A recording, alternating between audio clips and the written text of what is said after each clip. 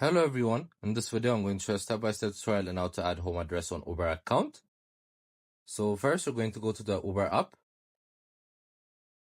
Then once you guys are here, you're going to click on the account section on the lower right corner.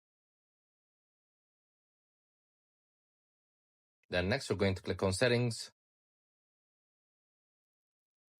Then there's the add home button, you're going to click on it. So you guys could also use the set location on map option. Then you guys can pinpoint your location on the map.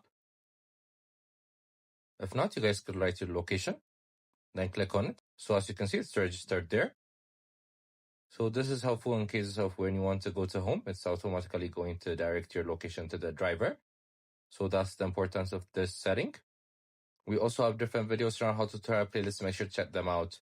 I hope you guys like this video. Subscribe for more, like for more, share for more. I hope to see you again. Goodbye.